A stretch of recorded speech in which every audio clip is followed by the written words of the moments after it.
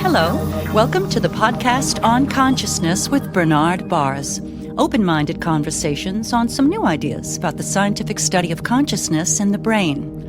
I'm Nat Geld, this show's producer.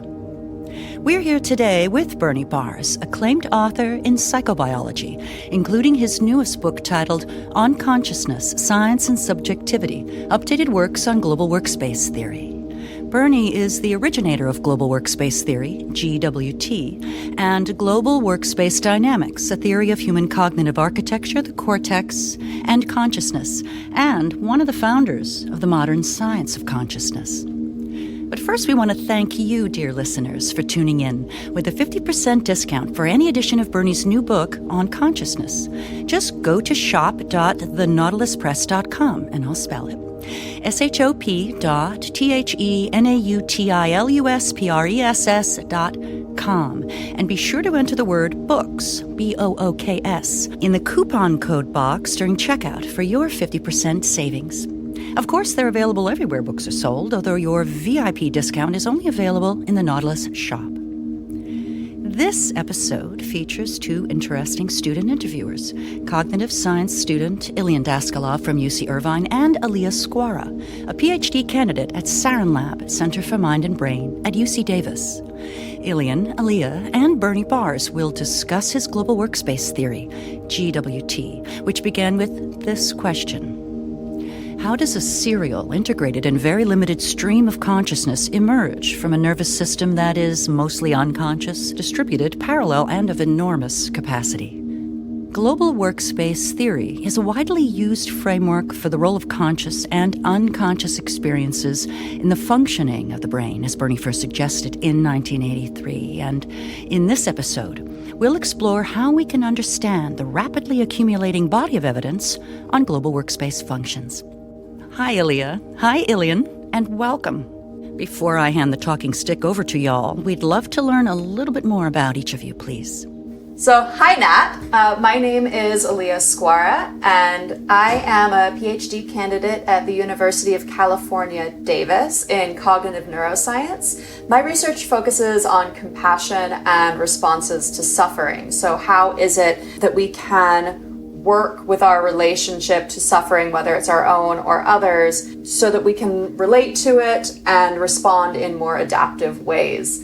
Before that, I have done research in adolescent emotion development, really interested in questions of consciousness. So actually some of my earliest work was with Nat and with Bernie, learning about the study of consciousness from the neuroscientific perspective. So it's really exciting to be back here again today. Hello, everyone. My name is Ilian Daskalov. I am a senior at UCI. I'm currently studying cognitive science. My interests are sleep and consciousness. I'm also passionate about distributing science to the general public. Prior to getting involved with neuroscience and cognitive science, I was a business major. However, that was not what I felt was calling me. So this is where I ended up, and I love the fact that we get to discuss some of my favorite topics here today. Awesome. With us today is our featured guest and the main interviewer actually on this podcast, but today being interviewed. We have Dr. Bernard Baars. So Bernie, can you just give the listeners a little information about who you are and your background? Well, I'm basically a kid from the sticks who ended up going in the right direction in spite of all the wise advice to me not to do so. And I got interested, first of all, in language and then the human mind. And then since consciousness was a kind of taboo some decades ago and still is in some places in the sciences, I blundered into the wrong field, obviously. And then the world changed after some years, and it suddenly turns out to be the right field. So I'm very interested in consciousness, like every other philosopher in human history has been, because consciousness is a completely natural topic for human beings to talk about. And then it took a while to break through the taboo that existed at least up to 20 years ago. In some places, I think the taboo still exists. So that was the hard part. And then the fun part was really just thinking about it and realizing how much we had already gathered scientifically about consciousness. And so we knew all kinds of things, but it was fragmented. I was going to say, so that actually leads us into what we're talking about today. So more than interested in consciousness, Bernie has actually developed one of the leading theories on how consciousness might work, called the Global Workspace Theory. So if you were with us in episode 16, we previously talked about the origins and background of Global Workspace Theory. So if you haven't listened to that, that's a really good primer on what the thought is and the origins were of the Global Workspace Theory of consciousness. This episode, episode 17, we're going to explore the links between cutting-edge brain evidence and how that supports our understanding of consciousness and the Global Workspace Theory. So as a brief background, Global Workspace Theory, or GWT, as you'll hear us refer to it during this podcast, started in the 1980s as a purely psychological theory of conscious cognition. Based on today's far more detailed understanding of the brain, GWT is adapted to these new waves of neural evidence. The brain-based version of GWT is called Global Workspace Dynamics, or GWD, and this joins other theories in viewing consciousness as the production of a highly integrated and widespread corticothalamic, sometimes we'll call that CT, a corticothalamic loop or corticothalamic activity. This follows a long trail of evidence on corticothalamic loops. So GWD is focused on the entire cerebral cortex and doesn't just partition the cortex into static prefrontal and posterior parts. So rather, the CT system acts as a unified oscillatory machine. So they're both static, and these growth anatomical divisions are superseded by the dynamical connectome of the cortex. So we're going to get into a bit of what all of that I just said means. So GWD accounts for an extensive body of evidence and is consistent with a wide range of theories that have been developed by other philosophers and scientists, which include Edelman's neural Darwinism, Freeman and Cosma's neurodynamics, Tononi and Cox information integration theory, or IIT, Dehaene and Shenju's global neuronal workspace theory, Mesher et al. And the functional dynamics of Deco, Vidor, and Kringelbach, which we'll get into today. So in this episode, we're going to start by discussing a 2013 paper by Bernie and his colleagues that start to get at GWD, how global workspace theory might work in the brain. And then we're going to move on and start to discuss 3 other papers and point out plausible ways in which these different pieces of neural evidence connect to and converge on global workspace theory and how this plays out in the actual neural dynamics of the brain. Yeah, and as Aaliyah said, we will begin with Bernie's paper with co-authors from 2013, and it's called Global Workspace Dynamics, Cortical Bindings and Propagation Enables Consciousness Contents. So that paper, from what I understand, is the result of 4 decades of cumulative work, and is important for our immediate discussion because it pulls all the strands together, at least as of 2013. And it also describes Freeman and Cosma as a possible solution to the question of consciousness limited capacity. And one of the other papers we'll also talk about is the Gaillard et al. Paper that is the best empirical confirmation of the major global workspace hypothesis, or namely the sensory consciousness that involves a multi-source convergence in the visual cortex, at least for visual stimuli, and which then broadcasts or ignites from high levels of the classical visual cortex around the infotemporal and the medial temporal lobe, which is also known as the hippocampus. Awesome. Okay, so we're going to start by jumping into this discussion of Bernie's 2013 paper.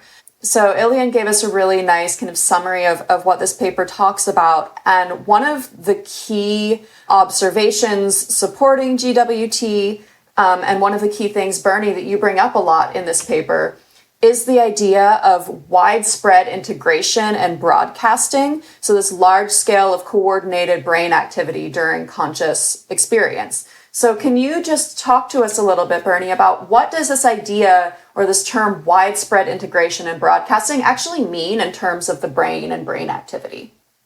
Yeah, I want to connect this to the experiences we are all having at this very moment. We all have a stream of consciousness, and the stream of consciousness was described by William James in the Principles of Psychology in 1890 in pretty much the way that I think we all share it. And you can make up your own mind whether you share William James's stream of consciousness or not. I personally do, I think.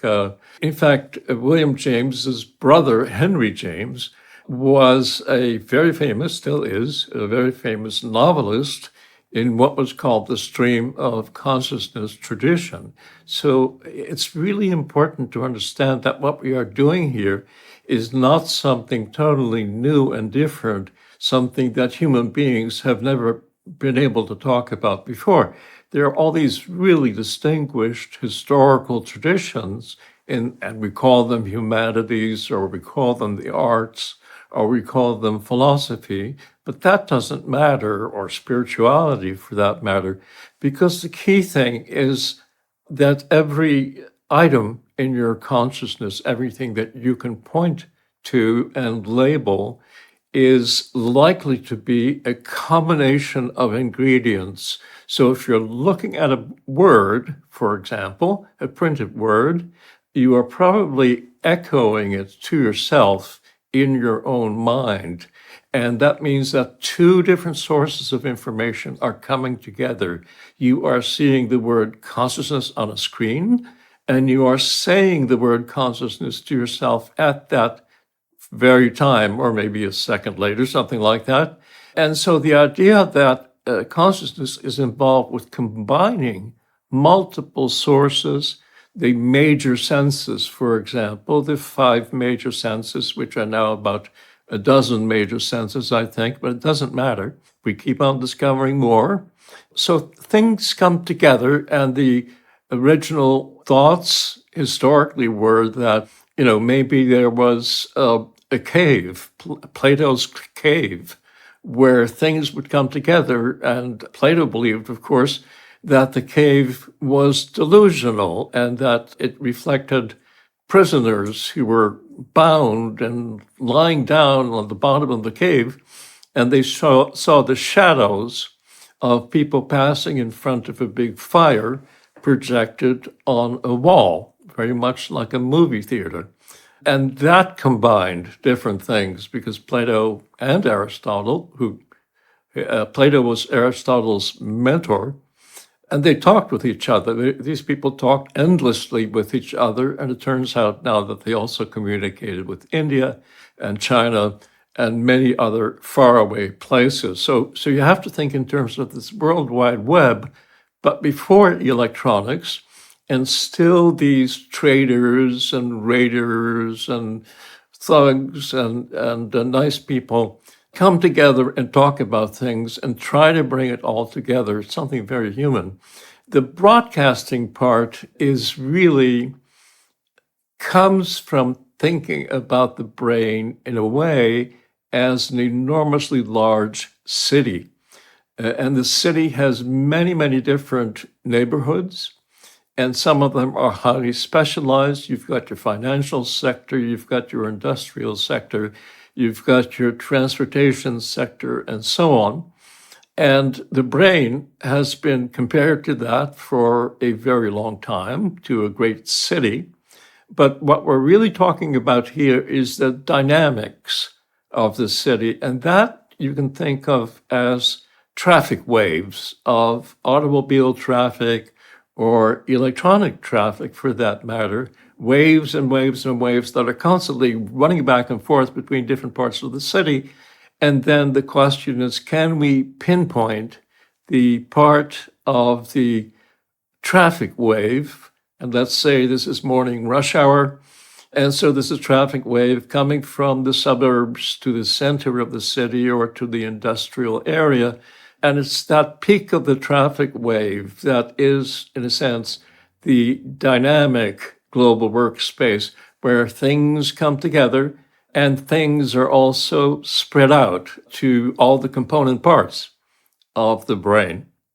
I think one of the first metaphors that got me to start to understand this idea of specificity and integration that you're kind of talking here with like the specific parts of the city that do their specific job, but the integration with the traffic moving between them was the metaphor in Tononi and Edelman's Universe of Consciousness, where they talk about the metaphor of an orchestra. And for me as a musician, that really made a lot of sense, where they're talking about, imagine an orchestra of people playing a violin, or Bernie, as you play a cello, and they're all playing their own individual pieces. And then imagine you attach a string to their elbows and start to pull the string. So they're each moving their bow still in this unique kind of specific way. But as you pull the string that connects all of their elbows, there starts to be an integration or flow of the rhythm of these different unique pieces. I think that's another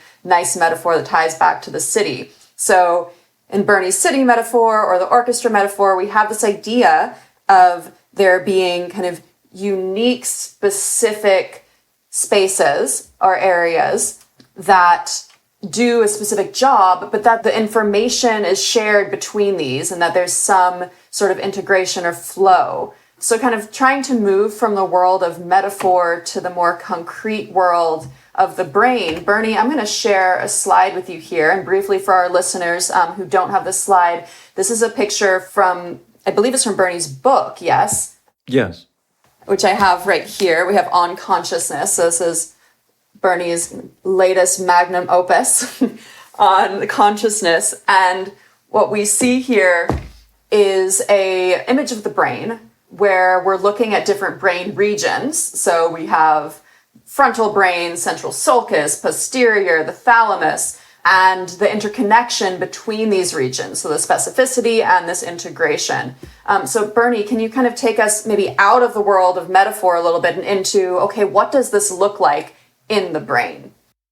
Right. That's exactly the right question. And here we now are talking about the frontier, because nobody knows the full answer today.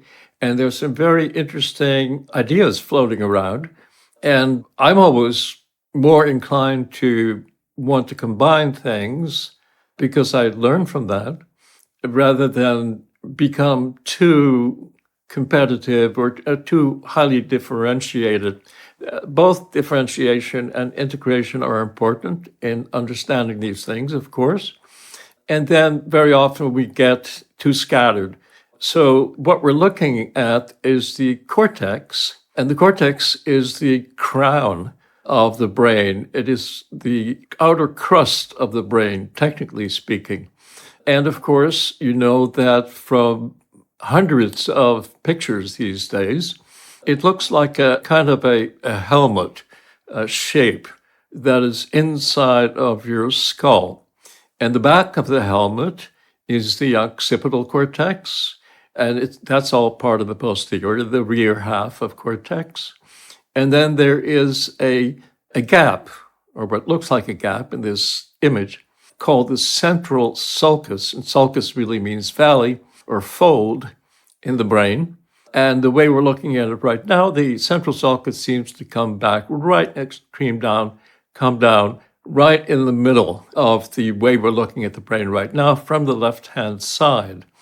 And then in front of this central sulcus, we talk about the motor cortex, finally the frontal cortex, and then in front of the front, we have the prefrontal cortex.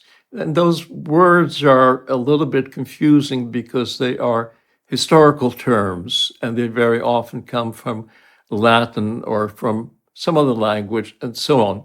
In this particular image, it looks as if this structure called the thalamus, which is kind of an egg shape, whether the thalamus looks like it's right in the middle, so that if we become too concrete with our metaphors, we would say that the thalamus looks like central station, That's where everything comes together, and that's where everything is broadcast from. And that is wrong.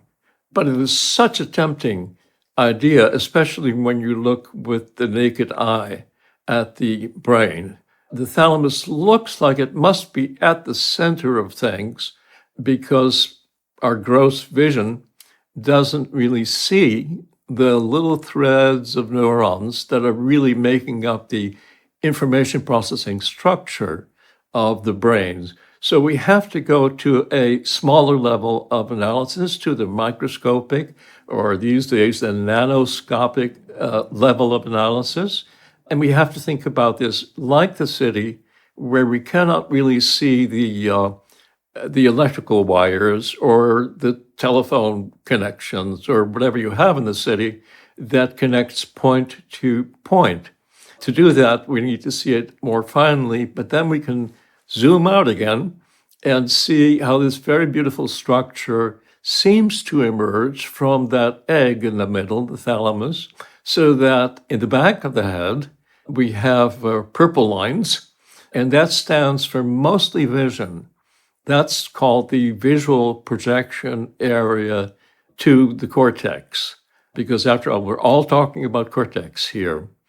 And then in the middle, we have both the body sense, the external body sense, called the somatosensory cortex, and right in front of it is the motor cortex, and both of those look like little kind of distorted little human beings. And so they were called homunculi, or little men, by the people who discovered it. So there's one for the body senses, and particularly the outer sense of our bodies, the touch, outer touch, and a very, very similar one that has to do with voluntary muscular control. I will repeat that. It's voluntary, it's muscular, and it has to do with control. So the back of that area, the sensory motor one, is the sensory and very conscious component. So somebody touches your hand, you can feel it. That's your somatosensory cortex. And then you wiggle your finger and you're commanding your fingers to be triggered by your motor cortex. Well, in front of all that, there is the frontal third of the cortex. And in front of the frontal third, there is perhaps the most important executive region of cortex, and that is called prefrontal. And I still find that really confusing. Why did they make it that way? They should change it, but they're not going to. So it's frontal, and then front of the front is called prefrontal. And the thalamus, which looks like it's in the middle, is in fact a way station. That's where cortical neurons come in, send their fibers into the thalamus, and then the thalamus bounces them back in various ways. So the thalamus is not the functional center of the cortex. It just looks like that to the naked eye. Right. So when I was learning about the thalamus, I kind of learned about it as a relay station. And to kind of summarize all of that, basically what we're seeing is all of these regions of the cortex that are involved in these diverse functions, like the prefrontal cortex being involved in executive control, the motor cortex and somatosensory cortex being involved in body sense and body control, the occipital cortex being involved in vision, if we're just kind of talking about the senses here, all of them have projections to the thalamus, and the thalamus has projections back out to these cortical regions. So that's where we get this term corticothalamic cortical loops, because it truly is this bidirectional loop of information. Is that a good summary, Bernie? Yes, it's very good. Currently, of course, now that we all know about the World Wide Web, that becomes a well-understood metaphor for most of us. And the World Wide Web does not have a center. It may have a traffic center at any point of the day, usually when people are waking up, I suppose. But actually, I think the companies probably sell their ability to use the web during the times when you and I are asleep. And sleep, by the way, and waking are both really important questions in this connection. Yeah, I think we'll have to have an episode on sleep and waking specifically. Right. In any case, the World Wide Web does not have a certain center, one place, it's New York or it's New Delhi, someplace where everything has to go through there and everything is controlled from there. It's not that kind of system, but it's a system that has a dynamic center. And that is part of the major point that we are all trying to understand these days. Yeah, the idea of a dynamical center. So briefly for our listeners, you can find these images in Bernie's book, and they're also discussed on Bernie's website, which is bernardbaars.com. That's BERNARDBAARS.com. And On Consciousness is Bernie's book. So if you are listening but don't have the images, you can find them there. So Bernie, I think this kind of moves us on to...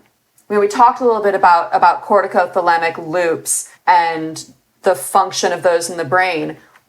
Why corticothalamic loops? Why? What about the structure, function, and connectivity of the CT circuit makes it relevant to global workspace theory? I think you started to touch on that with this idea of dynamical hubs or dynamical centers, but let's kind of talk about that concretely, of why these CT circuits or CTC loops are relevant to global workspace theory in terms of the brain.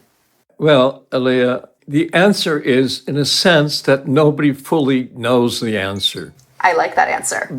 Yes, exactly, because that's what science is about. It's about understanding what you don't understand and trying to kind of hone in on it and understanding more and more and more. And then you come up with paradoxes which are baffling. And the CT circuit or the CT corticothalamic loops are all over the place in the cortex. Most of the cortex is filled with the fibers of these corticothalamic loops. And the puzzle is that if you're a good engineer, you will not believe this because it doesn't make any engineering sense. And the reason why is that the connectivity of the cortex goes from excitatory neuron to excitatory neuron and back again. And that upsets all the good engineers because everybody knows that if you put a microphone next to a loudspeaker and you get just a tiny little sound coming into, and there's almost some background sound, kind of whispering background sound, it gets amplified by going through the microphone to the loudspeaker and then gets fed again into the microphone. It's called a positive feedback loop, which is a little confusing, but it really means it's an accelerating thing. So if you ever hear the result, it sounds like a howl, and it gets louder and louder and louder until something blows up in the circuit. And the electrical engineers a long time ago, realizing this, they built in circuit breakers. And so if you're lucky, most of the time, you can't do this experiment for yourself because you'll blow up all your wonderful audio equipment.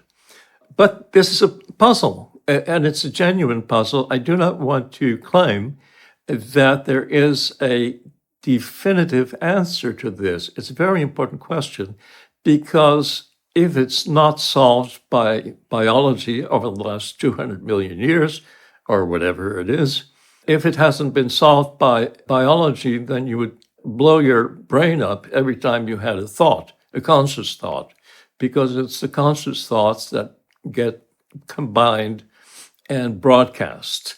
And there are very interesting theories right now, hypotheses that are quite beautiful, very mathematically interesting. And I do not think we have the full answer yet. Right. So as you're talking about that, and we'll kind of get into this as we move on and touch on the other papers, what came to mind was this idea of broadcast and build, that if we're talking about the spotlight of consciousness, right, that we're trying to bring a small piece of our mental experience to conscious awareness, that might be a circumstance in which having this positive feedback loop where one signal gets amplified and amplified and amplified, broadcast and built, right? and like Yes.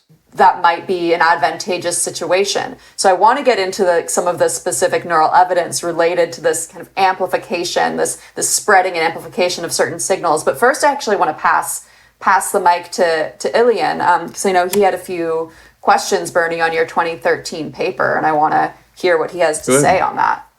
Yeah, I indeed I did. And I want to start with first, you talk about how the empirical theories that try to define consciousness are divided in localist and local global types. Can you talk about the difference between the two, and in which category does global workspace theory fit? A global workspace theory tries to relate local to global. And then you have to deal with the fact that, let's say we have visual consciousness and we can study visual consciousness, but then our subjects who have minds of their own, people sitting in a laboratory being tested, are not exactly completely controlled by whatever the experimenter wants. They do whatever they want. They think back, to the latest fight they had with their girlfriend or boyfriend or lover or hater or whatever. They think back to the most important things in their lives. They're not interested primarily in being subjects in this silly experiment. So one thought comes to mind and gets broadcast conceptually, and then the visual scene comes to mind, and that gets broadcast conceptually. And it's been really understood for 25 centuries at least that if consciousness is an integrative capacity, then we have to also explain why these different contents of consciousness, the musical melody that just came into your head, for example, or the echo of something I just said, or one of us just said, comes into your head for some reason that nobody really knows, or some beautiful abstract thought, if you happen to be a mathematician, comes into your head. And all those things involve different parts of your cortex. And we have a reasonable guess about the visual part, which is the back of the brain, the occipital cortex. And then perhaps we have a self-regulation problem. We get too happy listening to this podcast, and we just can't control our happiness. So either we burst out laughing or we have to exercise some self-control. And that would be the prefrontal cortex kicking in and telling all the other sources to shut up and, let the vision be heard. It's a kind of a committee. It's a kind of a Congress or parliament, if you wish, or it's a kind of World Wide Web where different voices can come in at different times. And if you look at young babies who are just learning to crawl, if your impression is like mine, and we try to mind read our little infants just learning to crawl, they always look confused, or at times they will look confused. Sometimes they're heading for that big red plastic ball, and then sometimes they half stand up in their diapers and they look around and they don't seem to be clear on what to do. And the plausible reason for that, of course, is that little babies don't have all this self-regulatory apparatus that adults build into their brains. Babies are supposed to be curious. They're supposed to take in lots of information and not get too rigidly fixated on just one thing. So that's kind of the background of our consciousness. And one of my favorite experiments actually is, you can do this at home, and I really think everybody should do this at home because it's a very, very simple experiment when you're falling asleep and you're feeling drowsy and you're just kind of trying to keep track of your mature, adult, rational, sensible thoughts, right? And it keeps on going, very, very rational. And then at some point, your head falls down if you're sitting up, or your arm falls down, or you drop an object that you had in your hands because your muscles are suddenly turning flaccid. They are being inhibited. That's the moment when you're falling asleep. And it's really important, if you can, to be aware of what happens to your consciousness in that crucial moment. And I'll tell you about my consciousness in that crucial moment. I go haywire. I get into dream-like states, and I start seeing visual images that are kind of taking off by themselves, and I'm no longer in control. And usually when I'm awake, I'm not a great visual imager. I'm not a painter or an artist or anything like that. So my waking images are not very vivid. But the very second when I fall into a dream, suddenly I become, a visual genius. It all takes off, but of course, I'm not in control anymore. That's an important moment of the day if you're interested in consciousness. All right. Ilian, did you have another question you wanted to touch on there, or should we move on to the next piece? Well, since we're talking about dreaming and waking states, I also want to make the association with the corticothalamic connections or loops that we've been talking about. So from what I understand from this conversation is that those regions, the cortex and the thalamus, are highly important and involved in conscious processes. How do we measure that? What kind of experiments have we made to give evidence that supports this claim? Yeah, that's exactly the right question. That's sometimes called the question of introspection. And introspection just means looking at yourself, looking at your consciousness internally.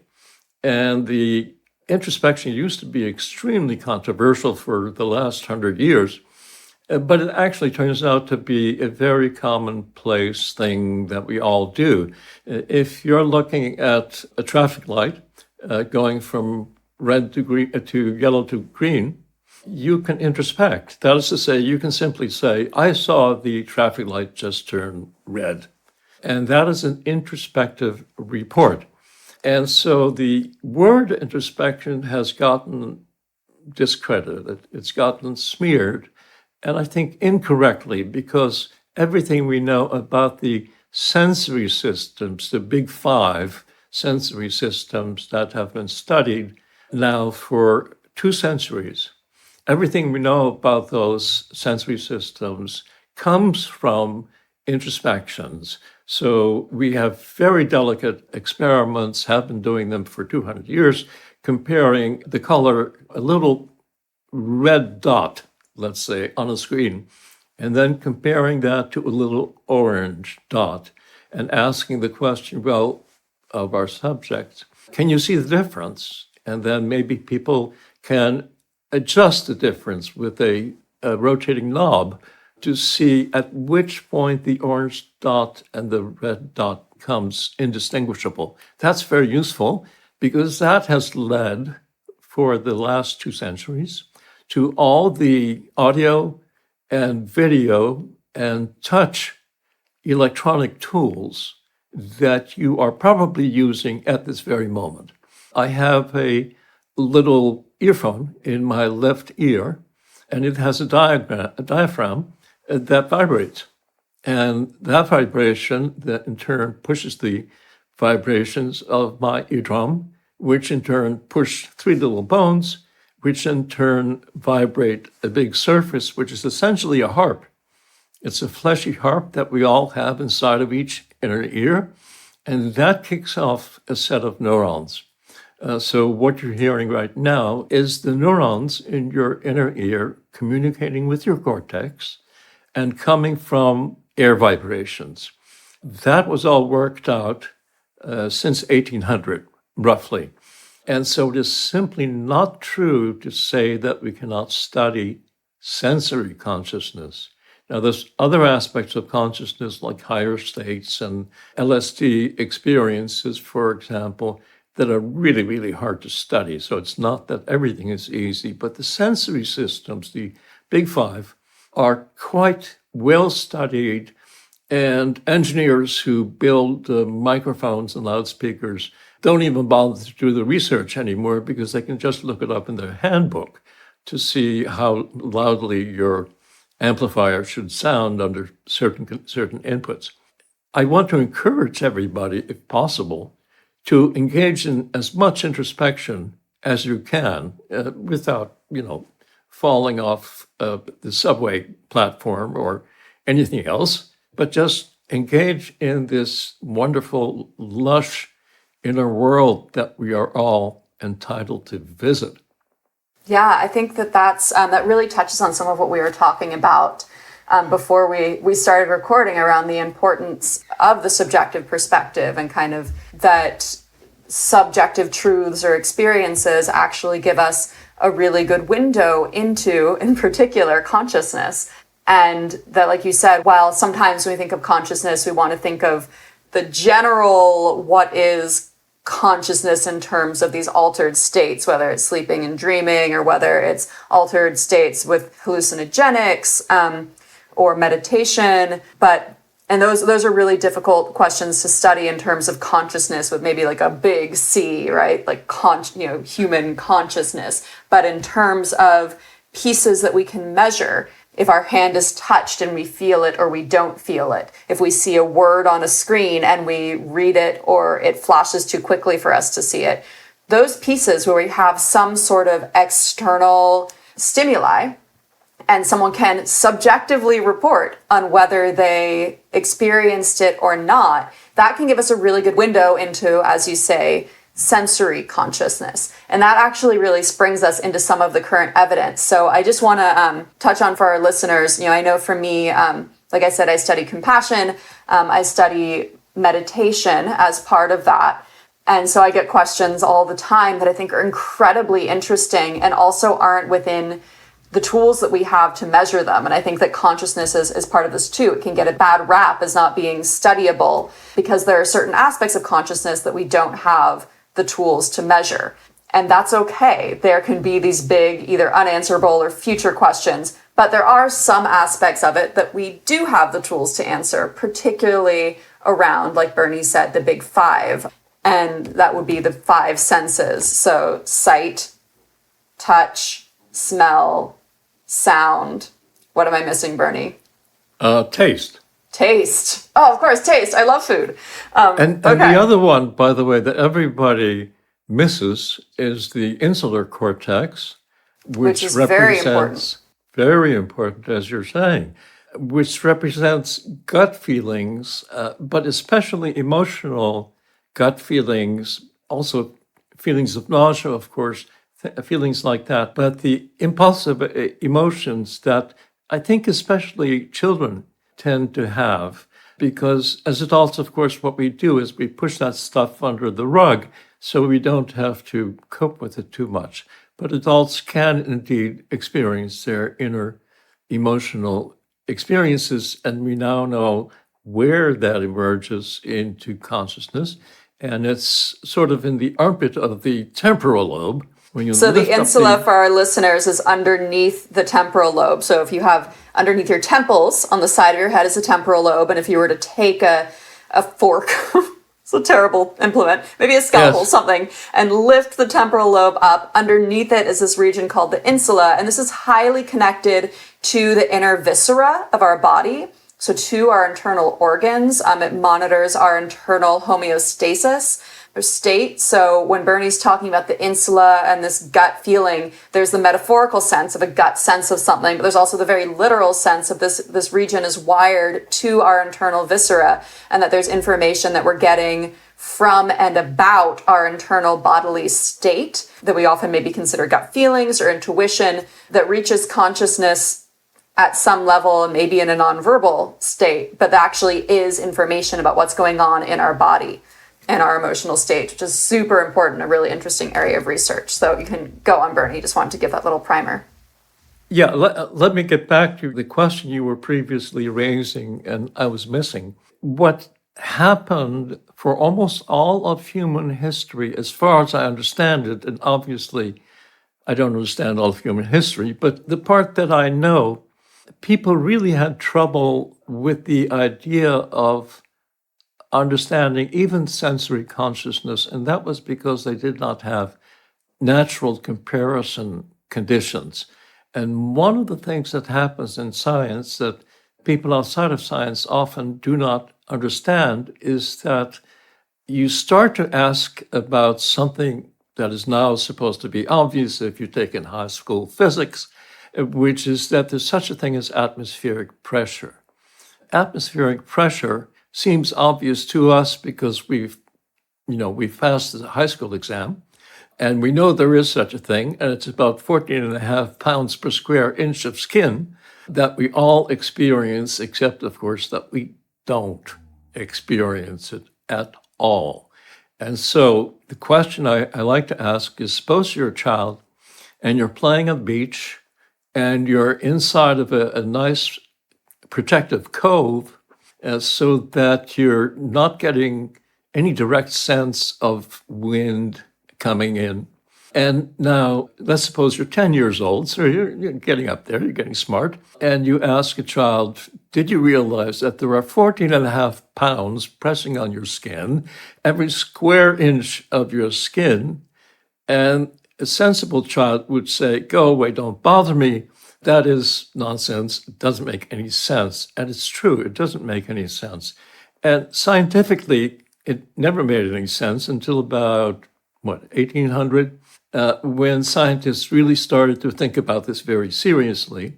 And they started to have vacuum tubes, for example, where you could pull out the air and see what happened in the vacuum, basically. And they started to take mercury columns and run them up a mountain, 10,000 feet, let's say. And the higher you get, of course, the lower the atmospheric pressure turns out to be. So the idea of atmospheric pressure kind of emerged out of the fuzz, because our thinking about those things was really very fuzzy. You could see atmospheric pressure, of course, if you ran into a storm at sea, but you would think, oh, the storm is just coming from the northeast. There's not necessarily atmospheric pressure coming from 65 miles above Earth. So atmospheric pressure, I think, is a good example because we ran into the same problem with consciousness. And the question with consciousness was, what's the comparison condition? Because if you go to sleep and lose consciousness, you can't observe anything anymore, right? And if you try to observe what's really happening in your consciousness when you're awake, you will get distracted and you won't be able to do the task. And so in psychology experiments, what we do is we get people in very, very picky tasks that are so trivial that people won't get too distracted when they report, the orange dot versus the red dot. And then a miracle occurred, and people discovered unconscious brain processes. And now it turns out, after many years of research and debate and argument and so on, still going on, what we know is that the connectivities of the cortex, the synapses and the fibers that connect things to each other, that they are the elements that store memories. And that includes exact copies of something that you may be conscious of at this very moment, so that your brain, your conscious brain, is really recording the incoming information with tremendous accuracy, but it won't help you on the high school exam, unfortunately, because high school exams are fiendishly designed to challenge people to recall things. And so you give people a hint on the exam and you expect them to come up with a whole answer. But that's not how the brain works. The brain preferentially works by recognition. So if you're an animal in a natural environment and it's very dangerous, and you're acutely aware of the smells and the tastes of the various places, you lick the lower parts of the bushes and find out which predator has been peeing on this bush in the last 24 hours. And then your brain figures out, we had a lot of dew this morning, so this must be diluted urine from the local tomcat, which is probably watching me right now if I'm a mouse. So I better get underground quick and scream loud so all the mice will realize that they better stay down until the cat goes away. Anyway, so that's what natural animals encounter. They encounter familiar odors or odors that are associated with snakes and dangerous animals, because most very small mammals die within 3 months. So they don't live very long, and these are life or death decisions. And they have to be made in a instant where you can't necessarily consciously process all of that information, which I think gets into maybe one of your core points of feelings of knowing, this kind of general sense and how we're integrating the information. So I'm going to share, are you seeing the areas of cortex slide here? Or are you seeing EEG? I'm seeing the starbursts, one, two, three. So Bernie, before we move on to the next paper, this is one of your slides, and relates to this kind of feelings of knowing, this sense of knowledge and the subjective sense. Can you describe this for us a little bit to kind of sum up all of this that we've been talking about, and then we'll get into more of some of the specific evidence? Yes, this is the fundamental idea of global workspace capacities in the actual brain, in the cortex. And at the beginning, we have a starburst superimposed on the occipital cortex, and that's for visual experiences. And then we hop up a little bit and get starburst number 2, and that is that's actually also a lot of vision, but also audition and other senses. And then we move all the way to the front and look at the starburst in the frontal cortex, and there we get something completely different. It's not a sensory event, it is a feeling of knowing. And I have learned to pay attention to my feelings of knowing, and it took a long time because I wasn't taking any literature classes, or at least not enough literature classes, because people in the arts and literature and the humanities probably learn about feelings of knowing. If you're watching a scary movie, you get the doomy music, showing up at some point, and it goes boom, boom, and you don't even see anything, right? But something scary is going to happen, and that's a feeling of knowing. And feelings of knowing, the more you think about them, the more you realize how common they are. You are probably having many feelings of knowing right now, and you're not even labeling them because they are so much part of your self, sense of self. So they're really, really important, and they're also very much neglected even today.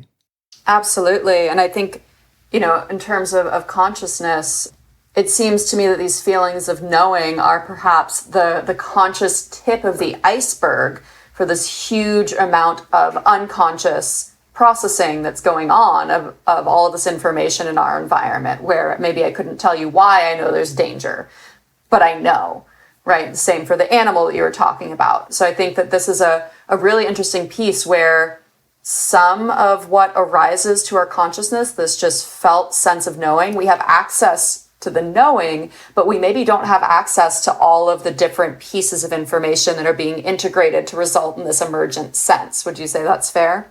I think that's exactly right. And that's the puzzle. That's the kind of the introspective difficulty. But people in literature, poets especially, artists, and everyday people who are very intuitive, many of them.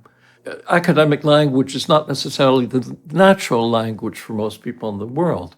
People have intuitions, and they're very, very good intuitions very often. We tend to look down on people who don't talk academic jargon, but the fact is that they have something better, which is their intuitions, their feelings of knowing, the fact that they know exactly how to handle this drill saw or this other dangerous tool, because if they didn't know how to use it, they wouldn't survive.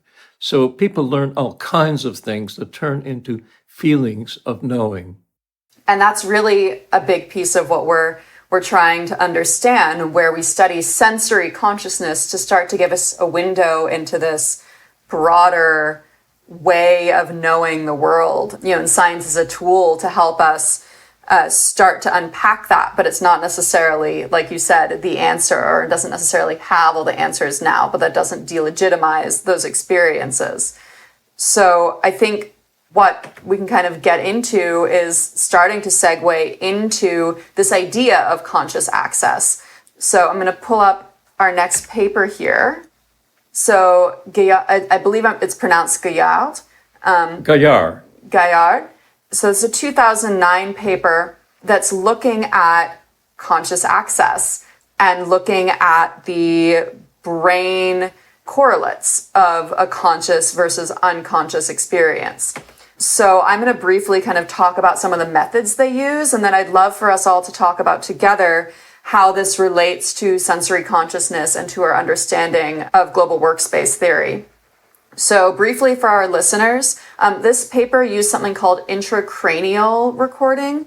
So normally when you do electroencephalography, you are recording at the scalp and you have electrodes that are placed on the scalp, and you're getting this kind of complex combination of brain activity, muscle activity, and there's also the issue of your brain as like this bowl of jelly. So you see a signal generated in one place, but your brain is a fantastic conductor, and so it immediately propagates across your whole brain, and it's very challenging to work out where this signal is coming from. It's called the inverse problem.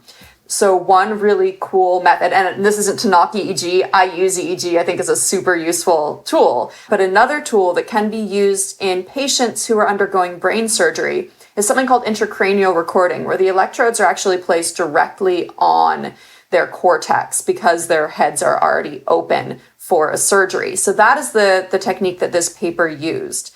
So we're going to talk about some plausible areas of convergence between the evidence they found in this paper and global workspace theory.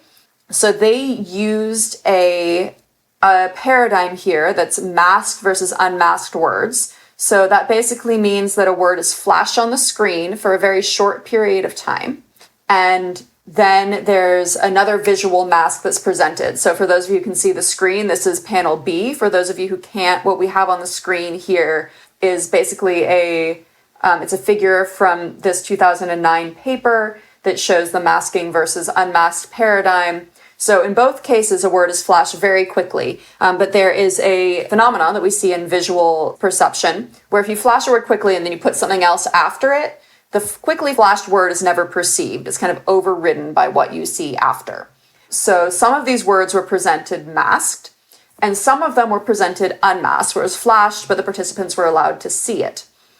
And what they found, there are a number of really interesting findings in this paper, but the core one that we're going to focus on today is what happened across the brain for these different electrodes, which you can see here in panel A. For the people who are listening but not able to see this, panel A is basically just a depiction of where these electrodes were placed to record brain activity.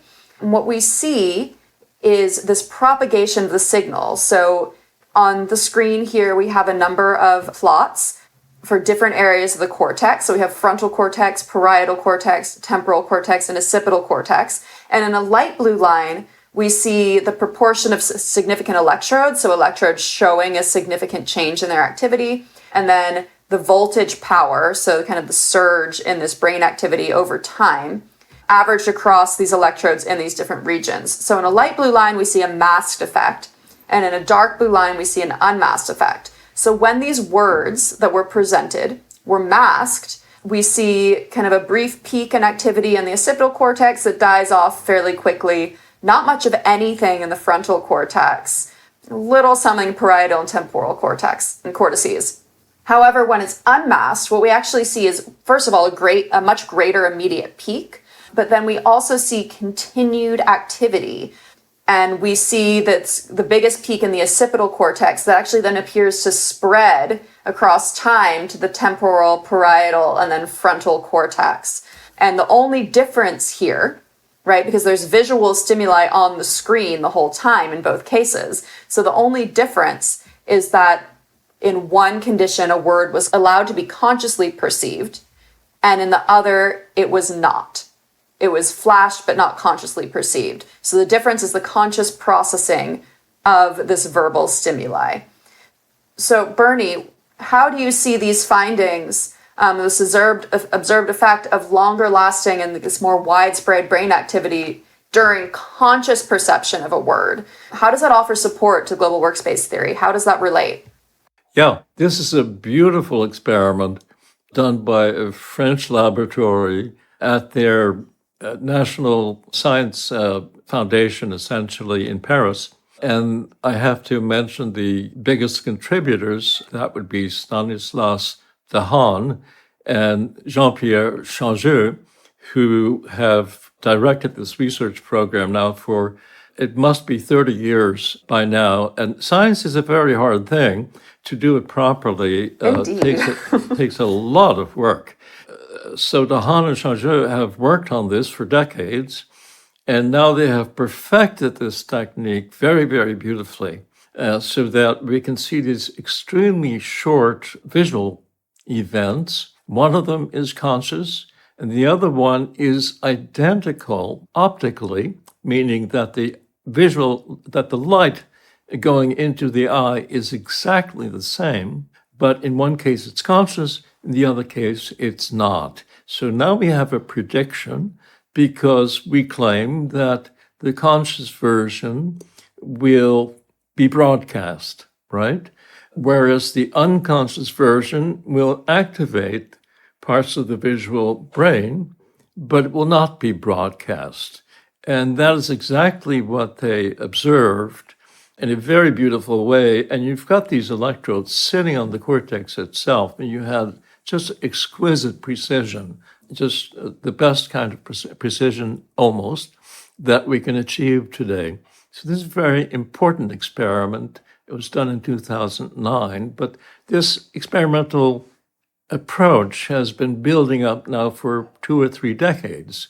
There's been work in monkeys, there's been work in humans, and I think we have gained tremendous amounts of insight from all this. And when we talk, by the way, about genuine big discoveries, you can never forget how much work went into that and how much blood, sweat, and tears people, had to go through for years and years before it ever got to that point. And I think we owe them a lot of gratitude. Absolutely. Yeah. And kind of for our listeners, I want to give kind of a concrete sense of this idea of like broadcast and amplify or broadcast and build. So if we're looking at these plots, when Bernie says broadcast, you can see actually this signal propagating from occipital cortex, which would be the primary sensory cortex for visual stimuli, which this picture or which visual words presented on the screen are, right? And so we see the response and a louder response or a bigger response in occipital cortex. And then we kind of look at the time delay and can see it spreading across association cortices into the frontal cortex over time. So when we say broadcast, it's really this idea of the signal kind of spreading. Yeah, Bernie, is that correct? Of this very concrete that's idea. Exactly correct. And I should say that we don't know exactly what it is that happened. What we do know is that when we have 2 matched stimuli, and it could be auditory, it could be visual, it could be all kinds of things, and one of them is masked, so it's really unconscious, but the same physical event is happening to our sensory systems. When we compare those 2 conditions, the conscious one is always bigger, it has more resonance, and it spreads out farther. And so now the question becomes, what the hell does that mean? What's the effect? What is it? And this is really asking, what's really happening when we become conscious of one thing rather than something else? Right. And we see this kind of enhancement of signal. So I think actually that kind of, obviously that's not fully doing this paper justice. There are a lot of other analyses that go into, but I think for the moment, kind of the broad point of this widespread and longer lasting and louder brain response in the case of a conscious stimuli. We see this echoed across a number of other empirical papers. So another paper we have is Herman et al. That we thought was interesting to look at. This is a 2019 paper. And so what we see here is they're specifically looking at power in the gamma band. And so I'm going to briefly talk about different frequency bands because we're going to get into this.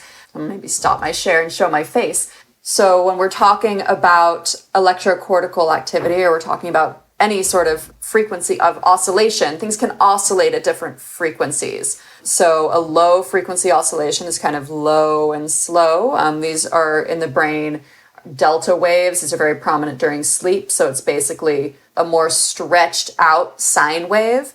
And then as we get into higher frequencies, they're kind of more condensed, pushed together. So the highest frequency range that we talk about in the brain is the gamma frequencies. These are very kind of tightly spaced sine waves if we're looking at the shape that this makes.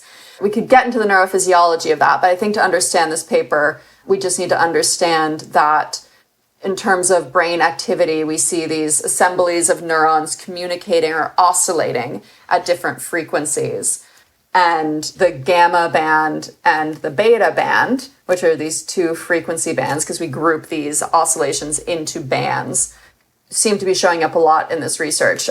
Bernie, do you want to kind of talk any more about frequency bands or oscillations that you think would be useful to understand this? Well, the simple analogy, and it's actually a pretty good analogy, is to AM radio and FM radio and similar carrier frequencies, they're called, which are sine waves, basically, that are sent out by your cell phone, for example.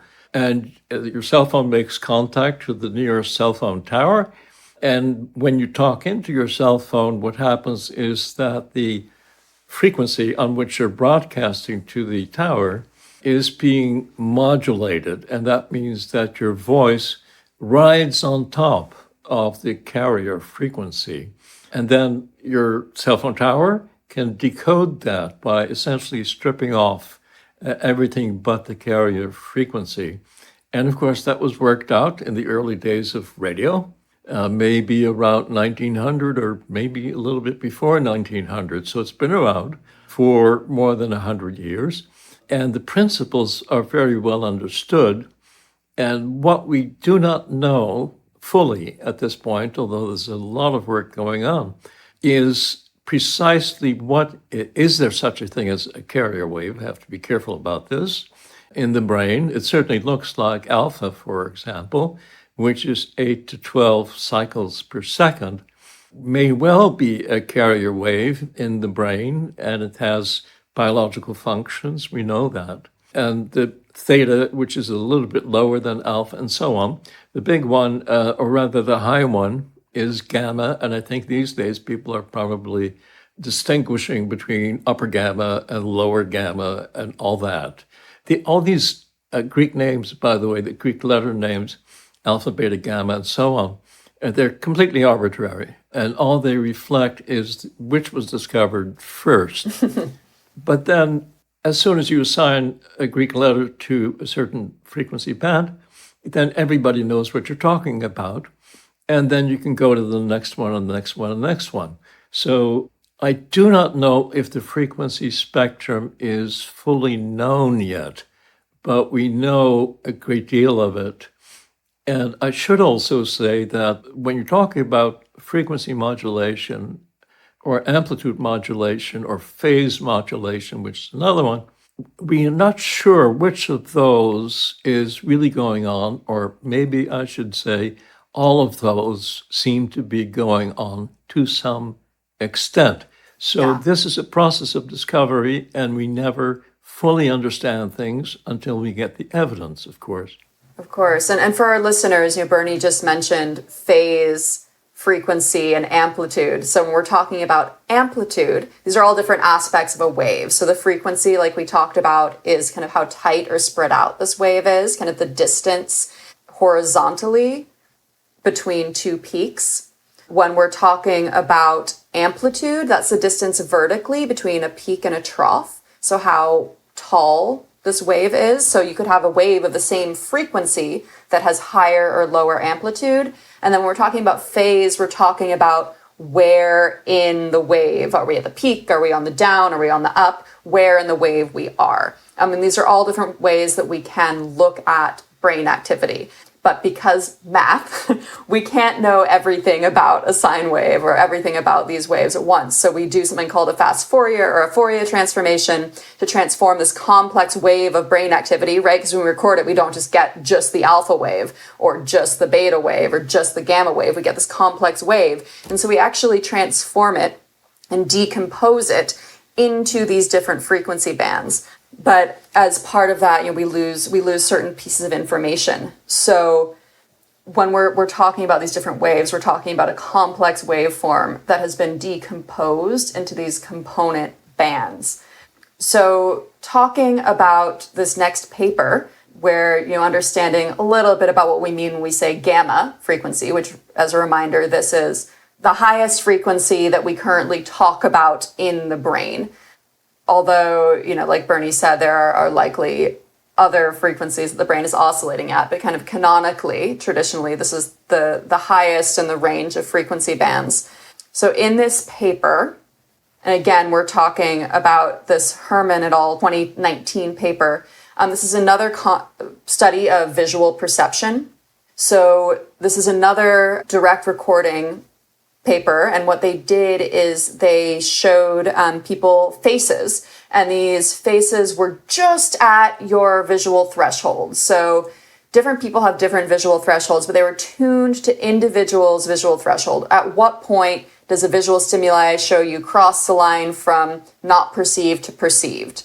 So they presented these faces at people's visual threshold, and then they looked at the difference between faces that were perceived and faces that were not perceived. And in both perceived and not perceived faces, they found initial activation in the visual cortex, right? So the visual cortex is saying, yep, there was something presented to me. However, only stimuli that these subjects reported as being perceived elicited what they're calling this wave of activity in the gamma band. So there's what appeared to be a feed-forward wave of activity through the cerebral cortex. And this was accompanied by what they called large-scale network switching. So when you're not engaged in an actual task, there's a network of brain regions, or not engaged in an external task, I should say, because living is an actual task. But when you're not engaged in an external task, there's a network of brain regions that tend to become active called the default mode network. These are really involved in self-referential thought, your own kind of story of yourself, introspection. And when you don't have an external task, these areas tend to become active. So years ago, scientists observed this and termed them the default mode network, because it's the network of regions that come active when the researchers aren't giving you something else to do.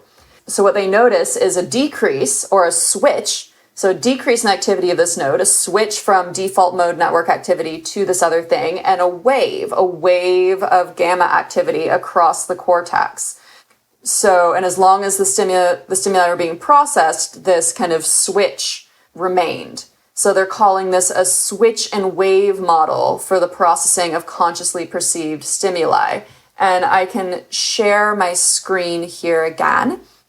And so this is one of the figures from that paper where we're looking at power. So this relates to amplitude, kind of how it's not exactly related, it's the square of amplitude that we're looking at in these different frequency bands in perceived versus not perceived stimuli. So what we can see in panel A on the left, for those of you who don't actually have this picture here, we're going to link to all of these papers so you can click and see these sources yourself, and then I'll describe this too. So we have a panel A of gamma activity or gamma power, it's z-scored, so it's not raw power, but the z-score for perceived stimuli versus not perceived stimuli. And what we can see is that, and this is across time too, so starting at 125 milliseconds after the stimuli were presented, going all the way to 875 milliseconds. And what we see in the not perceived condition is some initial activity in the occipital area. So again, this area of your cortex that is related to visual perception. And then a little bit of activity spreading into the temporal cortex, but a little bit of parietal, but not too much. What we see in perceived is much more intense initial activity in the occipital lobe. And then we kind of see it spreading forward from occipital into temporal, parietal, into frontal cortex. So as they're talking about this kind of wave of activity, specifically in the gamma band. And then I'm putting up another slide here that's again kind of showing this activity in gamma power, or in the gamma band, for perceived versus not perceived stimuli. And they've kind of clustered different regions together to try to create this network. But basically, again, what we're seeing is this enhanced activity in certain regions, and the decrease in default mode network regions with perceived stimuli. So, Bernie, what I wanted to ask you, and you can ask me to go back to those slides if it would be helpful, is what might be the special significance of the gamma and the beta bands to consciousness? Those two, both gamma and then beta, and this was in the first paper we discussed, they actually had some findings in beta that we didn't get to. But gamma and beta seem to come up a lot when we're talking about the study of consciousness. This might be an unanswerable question, but why? What's going on here? I believe in wild guesses, and I can give you a wild guess. I love it.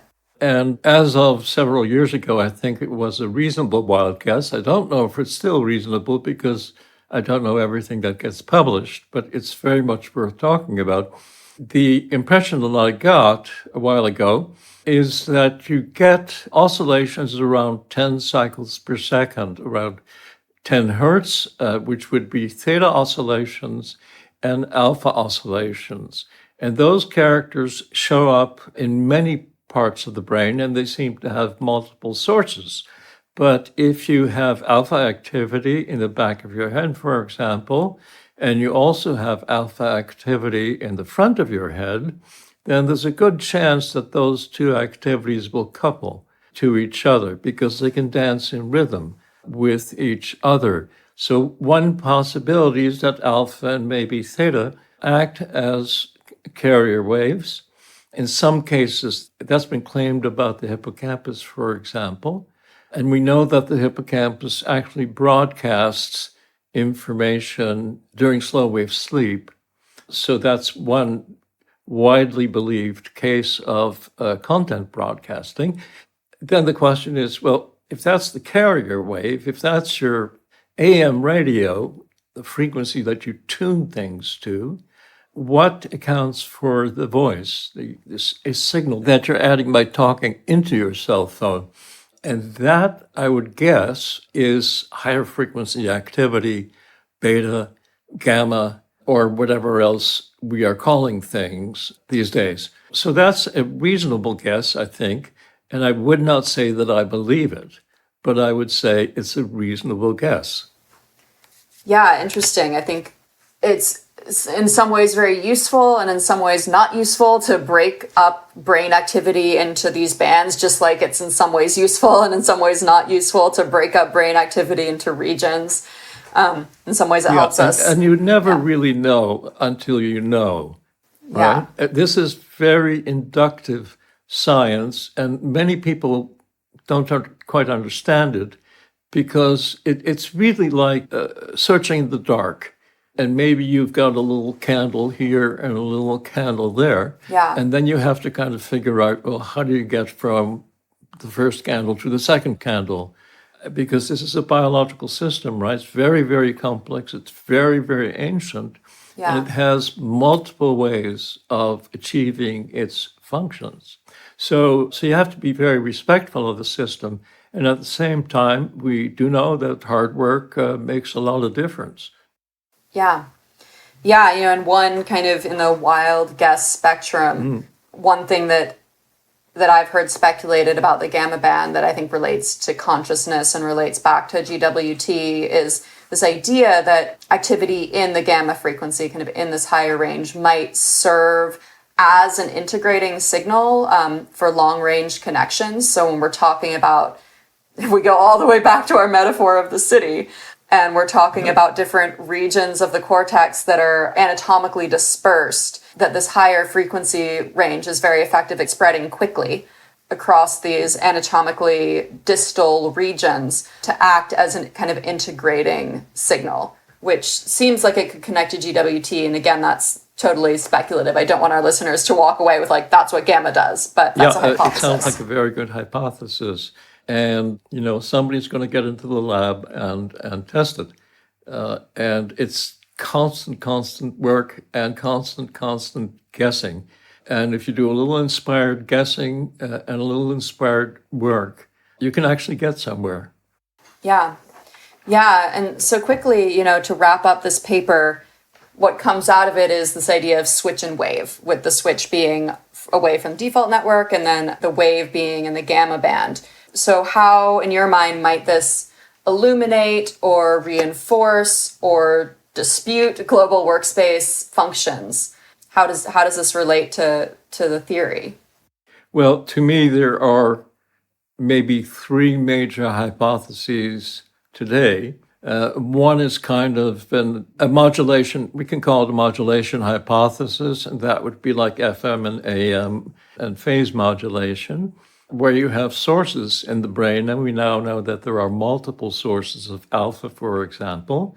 You bet, exactly. And neurons spike when we observe them individually, but when you have two neurons that are loosely coupled to each other, and you get two spiking together, slowly you add more, and you start getting these beautiful little sine waves, these sinusoidal waves, and then compound waves, of course, that are made up of or can be decomposed into sine waves. So these sine waves are an indication of coordinated local activity.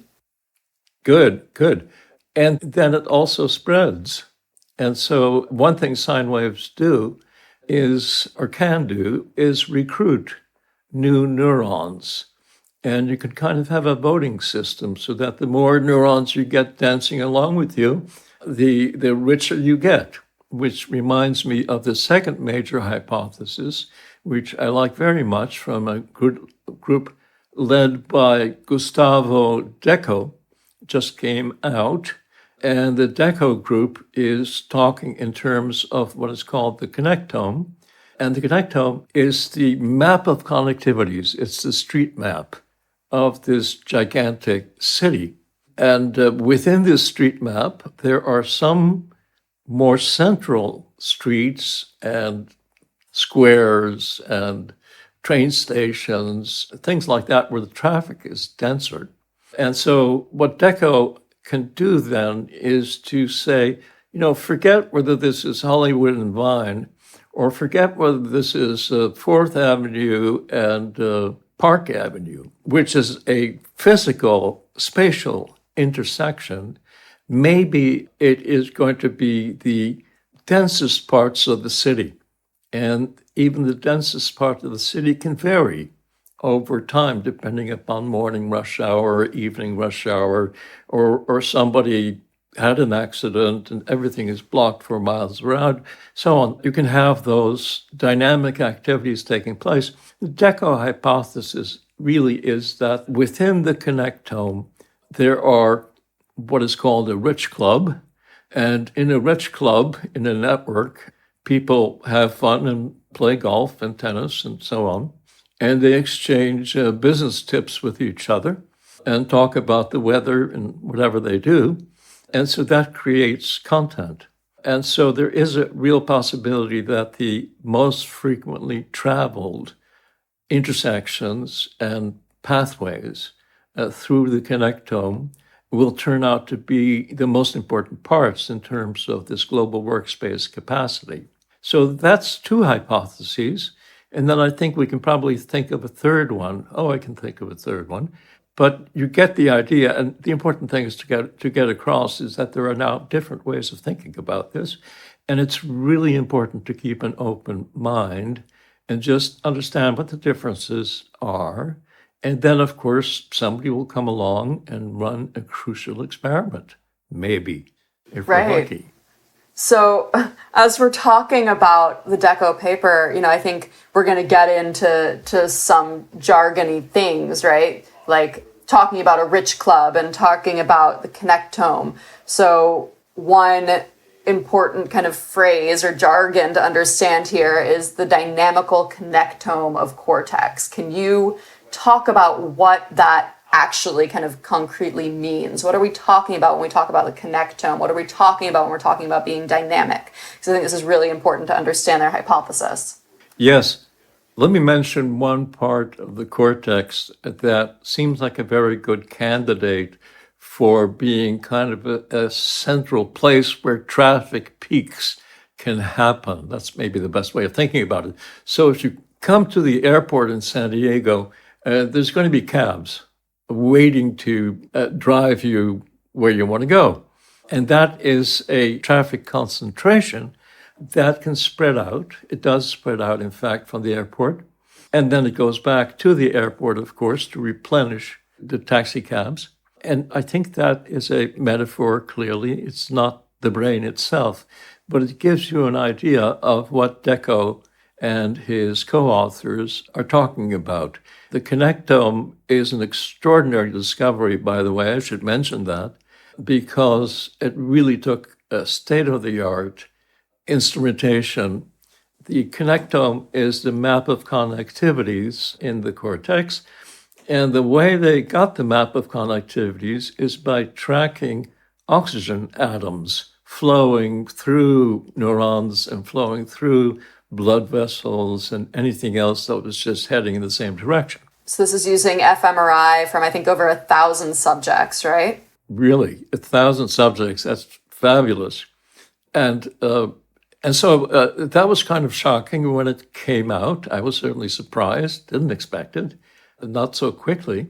But the instrumentation has been accelerating in resolution and in both temporal resolution, how quickly you can pick up the oxygen atoms traveling, and also spatial resolution. So you now know with tremendous precision pretty much where in the brain something is happening. And I have to say, actually, that a lot of the new research that we know for years now has been driven by really major advances In the technology. In technology, that's right. Yeah, absolutely. And so Deco and it all talk about what they're calling FRICs, or a functionally rich club, like you mentioned, Bernie. And so what they mean by that is a network of functional hubs. So I think briefly we need to kind of talk about the difference between a functional hub or an anatomical hub. So an anatomical hub, we're talking about a brain region, a concrete area of the brain that is anatomically highly connected, has a lot of physical connections to different brain regions. A functional hub would be a brain region, and jump in or correct me if you think about this or would phrase it differently, Bernie. But a functional hub is a region that tends to correlate activity with a lot of different brain regions. So it tends to be very functionally related, separate, not necessarily one-to-one with anatomical connections, although they're certainly related. Does that seem like a fair kind of distinction between an anatomical or a functional hub? Yeah, I think that's right. And then we have to remember the puzzle from the beginning, which is that all the connections in cortex are bidirectional. Right. And that means that we're getting resonance. And that's another big current question. And these wonderful questions, by the way, keep growing and they keep on getting more sophisticated. And then the evidence often turns up to answer some questions. And if we're talking about the thalamus, right, and corticothalamic loops, we could have a situation where two regions of the cortex are not directly anatomically related, but through kind of a relay station like the thalamus, both have their individual loops, but are also sharing information through this kind of reciprocal relay, which that would you maybe not get picked up by anatomical connections, but could get picked up by functional connections if they're communicating very quickly and then coordinating their activity. So this is a huge lesson in the physiology of living animals. We start looking at things at the gross level with the naked eye. And there's been maybe 5 centuries of cumulative work on brain anatomy. And then we start to get the functional evidence also with Walter Penfield, beginning in the 1920s, actually. And that was extraordinary work in surgical patients. And now we're getting better and better and better with this better instrumentation. And the questions we can ask and possibly answer turn out to be more and more precise. And then we get these kind of dynamic And yes, switches. Yeah. yes. Awesome. So they talk about, and we're going to kind of define these terms, the functionally rich club or FOKs. So these are regions that are more densely functionally connected among themselves than they are to the other brain regions from which they are hypothetically integrating information. So like Bernie talked about with the golf club, you go to the golf club and then you talk to people who are at the golf club, and maybe this guy was over here talking to this person and this lady was over here talking to these people, and then they come and they're sharing this information that they're all bringing from their different respective lives, right? Or they're different, in the case of brain regions, these other connections. And so they're sharing information outside of this rich club, but then within this rich club, they're relaying this information and integrating it. Is that, do you think, a fair explanation of what we mean by a FOK? Yeah, that's certainly the concept. And the history of these things, of course, is that we have evidence and we have interesting concepts, and then we change our minds. So the one thing in science that's important is both to understand what we know and also to keep an open mind. Yes. So I'm going to share my screen again here. This is a figure from the Deco paper. So when we're talking about these FOKs, Bernie, this goes to your point that they're dynamic. So you actually see different functionally rich clubs in different activities. So this paper is integrating brain data from, again, over 1,000 participants while they're at rest. So the absence of an external task, just kind of an instruction to rest and not engage in a particular task. And then while they're involved in 7 different external tasks. So emotion, gambling, language, motor, relational, social, and working memory. And each of these different tasks comes up with a kind of a different FOK or functionally rich club. So what they did is they looked at the intersection of these 7 different tasks in rest to come up with the intersection or kind of the overlap of the regions that were showing up as part of a FOK.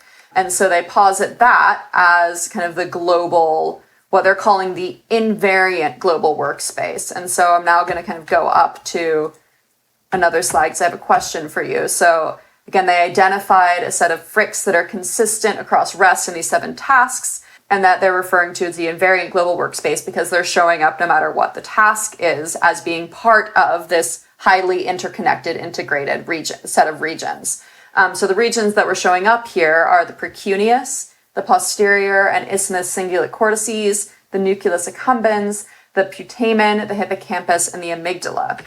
So Bernie, I kind of want to pose to you, what do you think this idea of an invariant global workspace as proposed by Deco et al. Means, and how does this connect to the idea of it also being dynamical? Because obviously, they're seeing that it's not. Exactly, yes. I think that's the point, that in a sense, we're talking about dynamical things at a higher level, so that the amygdala, the famous thing for the amygdala, is fear. But it's actually also involved with turning off fear. So it is involved with trust as well. But let's suppose that you're scared by a snake, and then you have to switch to a different concentration of multiple regions of the cortex. Maybe you have to make a decision. Do I run away, or do I freeze in place, or do I get a stick and hit the snake on the head? That's a decision, and it's good to make the right decision in that case. So these specialized areas have to work together, otherwise you will not survive. Yeah. And I think what's interesting here, and what really kind of jumped out at me about this paper and in some of the conversations that we've had, is that I think can be a misconception of the global workspace as being a literal spot in the brain. Mm-hmm. And I don't think at all that that's what Deco et al. Are saying. Right. But is there a tension, or how do we kind of integrate this idea of this invariant, these regions that are always involved, with this idea of GWT is distributed and dynamic, that there's both invariant global workspace somehow at places in the brain, but actually the global workspace is a dynamically shifting functional core. Can you help us kind of bring those ideas together? Because I don't actually think there's a conflict, but I think on the surface it could look like there's a tension. Yes, and before the World Wide Web, I think everybody would have agreed with you. And in fact, we know that people, before computers and the web became everyday things, people were baffled by this. René Descartes is a famous example, as you know, because Descartes, on the one hand, was a theologian, he was a Catholic, and so he believed in the unity of the soul, the unity of consciousness, which is a very good idea. And then, of course, he started to see pictures, or maybe he started to see actual sheep's brains, for example, and this damn thing has two big halves. So how do the left and the right side communicate to each other? And that was a question until well into the 1950s, I think, because Roger Sperry, as you know, did the basic science on split brain, where the two hemispheres are separated from each other. And then people really seriously started to think about how come they can actually be integrated. And of course, you and I never read, as long as we have intact brains, we never really wonder about that question because it all seems so easy and obvious. Well, that's how the web seems today. But in 1980, the web was very new and people were not sure at all whether it would work out. And so we have learned to think differently.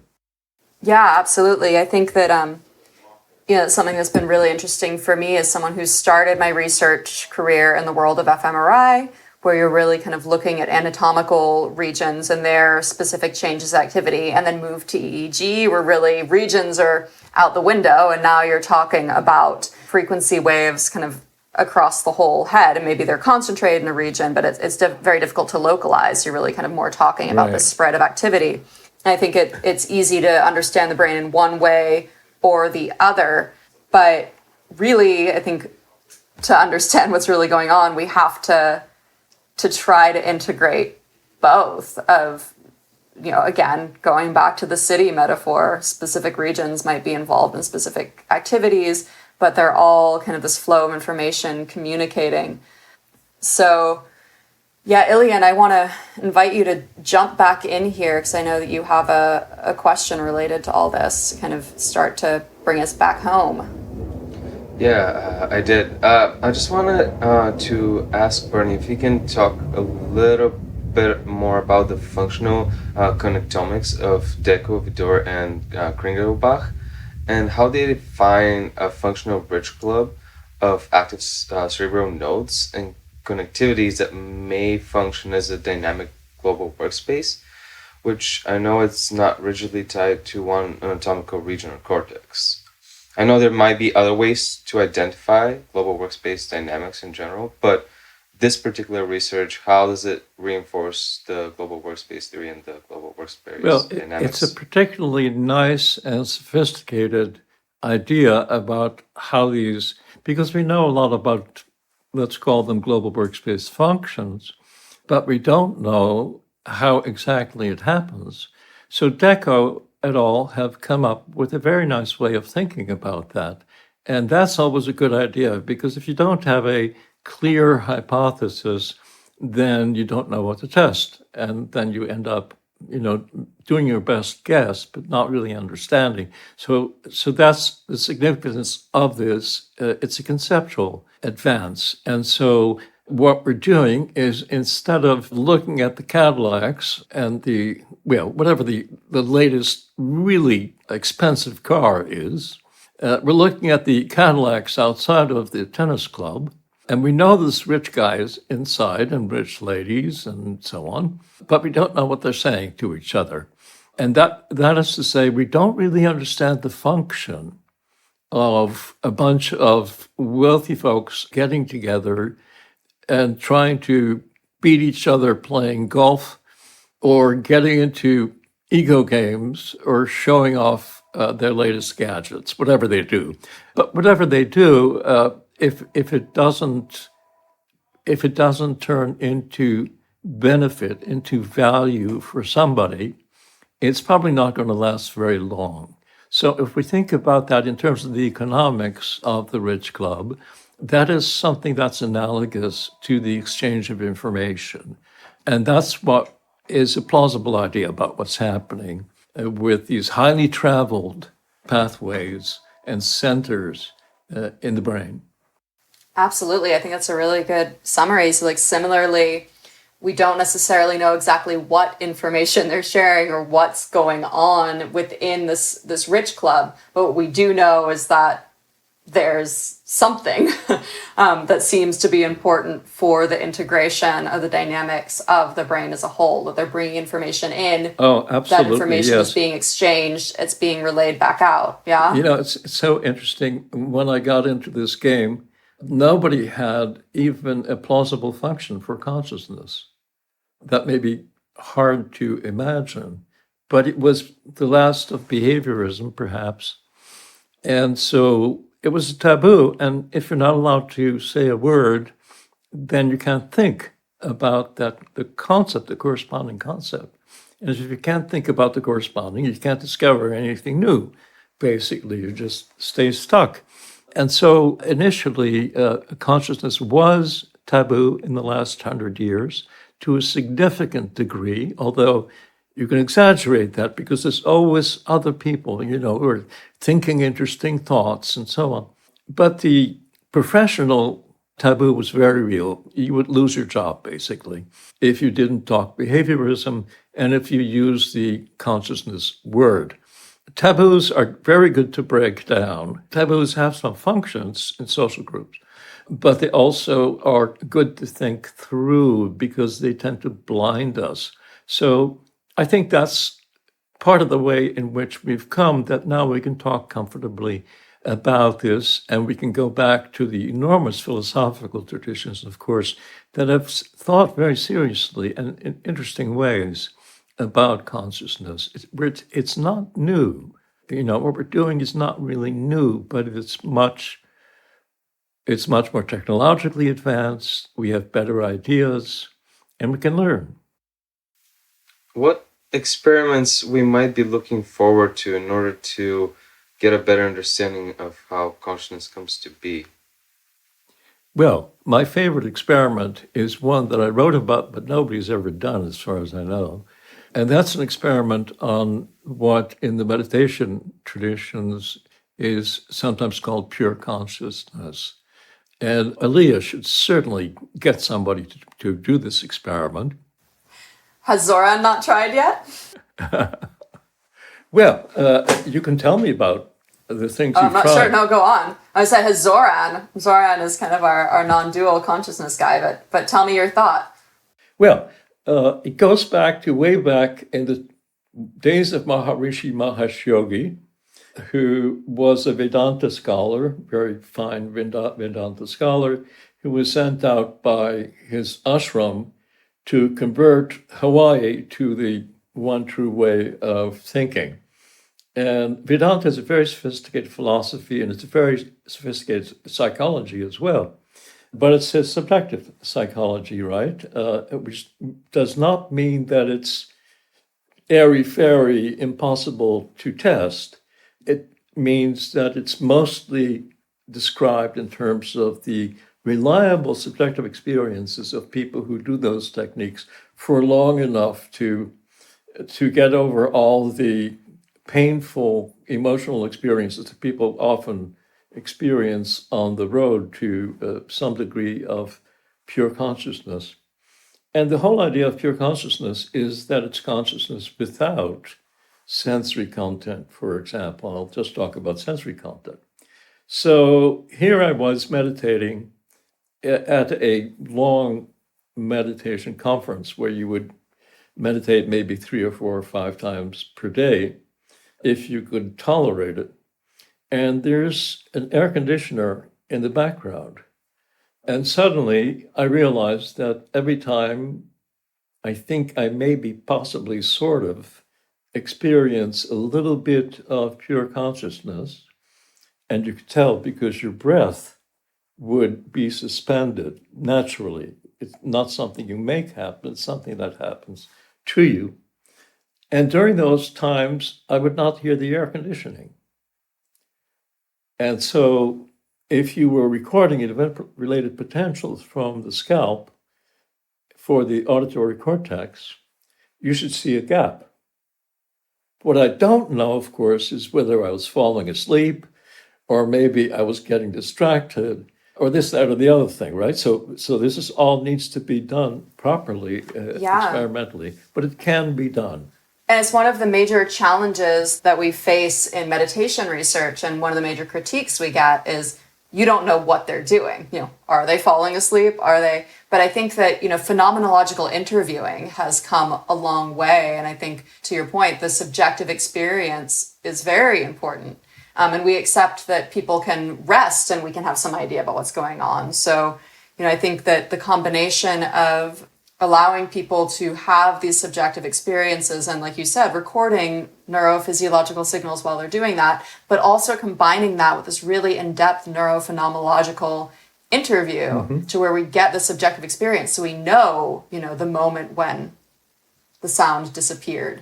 And then we can actually look at that. Tell me more. Are we getting data?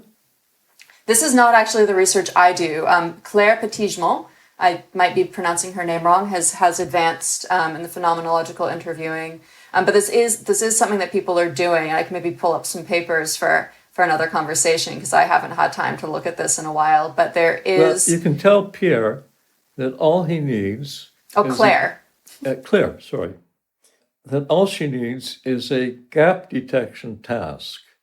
The gap, that's a really interesting idea, yeah. Yeah, and you get the idea, right? Because absolutely. You insert artificial gaps into the sound of the air conditioner, and people push a button when they hear the gap in the sound. And then maybe, if the thing works out, there will be endogenous gaps that come from the brain itself. And they will push the button, and just like I did a long time ago in the psychoacoustics laboratory, where I had hallucinated signals, actually. My professor at that time, I don't think he was trying to trick me, but he was genuinely expecting me to detect a signal, and I started to detect hallucinatory signals. And it happens. It's not that unusual. Yeah, absolutely. I wonder if the task, though, of reporting on the gap would disrupt the experience of the gap itself. Well, it would. Could you simultaneously? It would, and you have to intersperse, kind of randomly intersperse these different kinds of conditions with each other, and then collect enough data over time, obviously, to control for that. Yeah.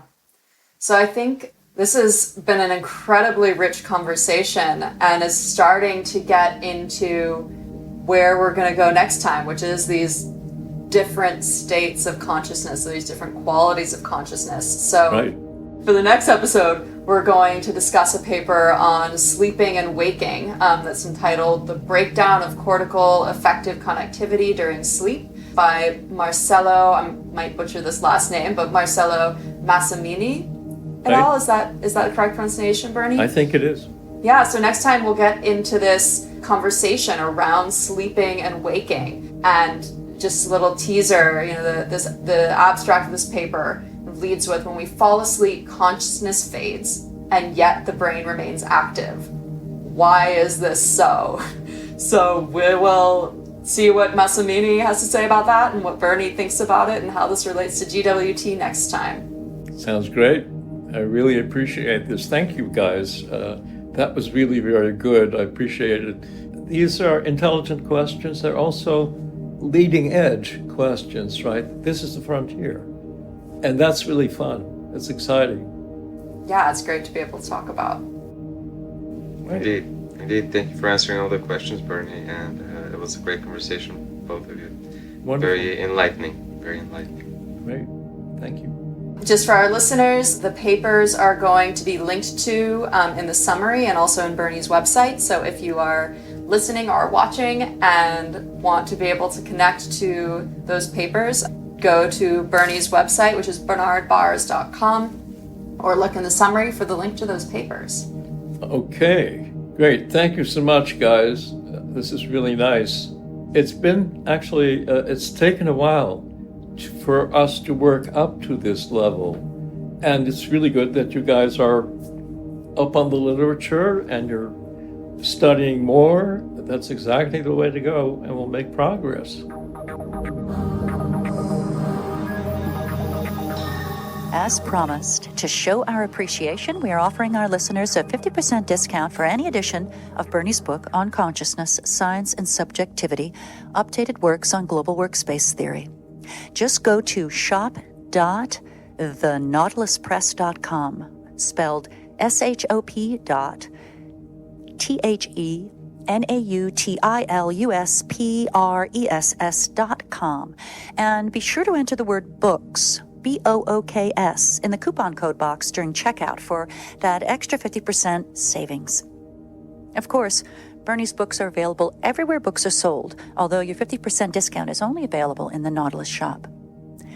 If you'd like to discover more about the conscious brain and learn more about global workspace functions, please visit Bernie's new website at bernardbaars.com. And I'm going to spell that also, BERNARDBAARS.com. And thank you for listening.